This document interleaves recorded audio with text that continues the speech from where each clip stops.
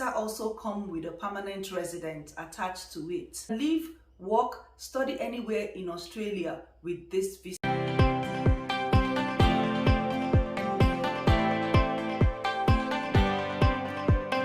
Hi guys, and welcome back to my channel. How are you all doing today? So a whole lot of people have heard about Australia's skilled immigration pathway and their various visa subclass, but they don't know which one is applicable to them.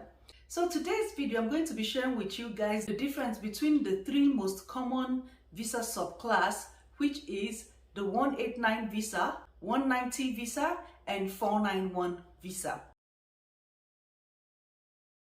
The eligibility criteria for these visas are almost the same, which is you must be under 45 years to apply.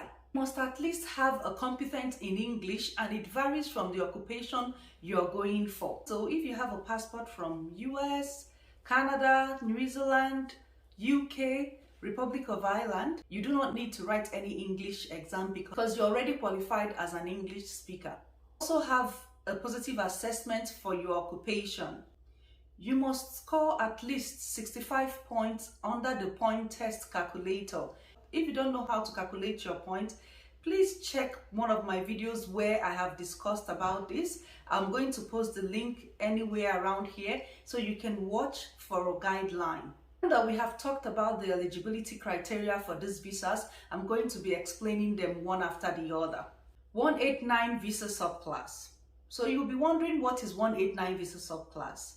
This visa is an independent visa, meaning you don't need a sponsor or a family member to nominate you or a nomination from any state for you to apply for this visa. It is also called a federal visa. You can live anywhere in Australia without no restriction. This visa also comes with a permanent resident attached to it. You can live, work, and study anywhere in Australia. For you to apply for this visa subclass, you must check if your relevant occupation is in the medium and long-term strategic skilled list, which is called MLTSSL. This list can change anytime, so be sure to check for the updated list. Another thing about this visa subclass is that it doesn't have much occupation like that. For this visa subclass, you need to score more than 65 points because some occupations in this subclass would need you to score a very high point from 80 and above. Some of the occupations are like ICT, accountant, engineer, and the like. So for you having just 65 points, you are reducing your chances of getting nomination. Although there are some occupations that don't mind the 65 points, but the higher the points you get, the higher the chances of you getting a nomination for this visa subclass 189. Advice: before you apply for this visa subclass, please check the requirements. 190.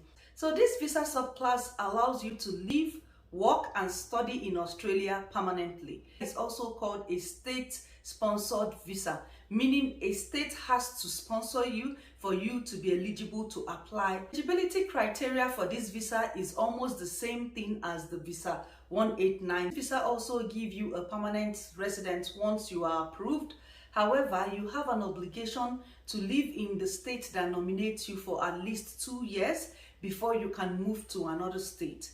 And if you did not keep to the agreement of living in that state for at least 2 years and the government find out, because you will be monitored during your stay, visa will be cancelled and you will be asked to return to your country. Another good thing about visa 190 is that it gives you extra 5 points from your nominated state. 190 visa subclass has a whole lot of occupation lists that varies from state to state. So for you to apply for it, you must check the state you want to apply to.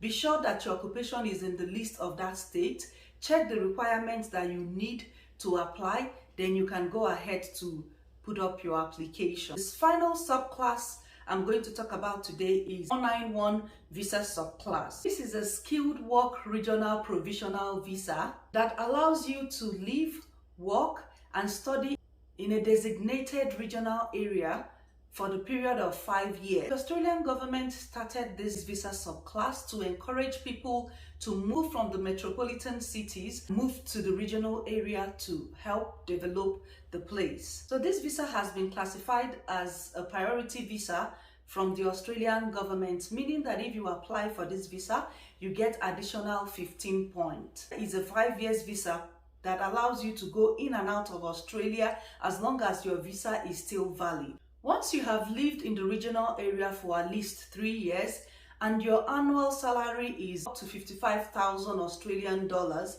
it doesn't matter the job you're doing, you are eligible to apply for a transition visa to permanent residence called Visa 191. This visa allows you to transit from your 491 visa to a permanent resident visa, but you must meet the requirements for you to be eligible to apply. You need to check the occupation list for the state or territory which you want to nominate. Make sure your occupation is in the list of that state. Check the requirements for your application, then you can go ahead and apply for this visa. I hope you guys can now understand the difference between these 3 visa subclass. I hope you guys enjoyed this video, and I will see you in my next video. Bye.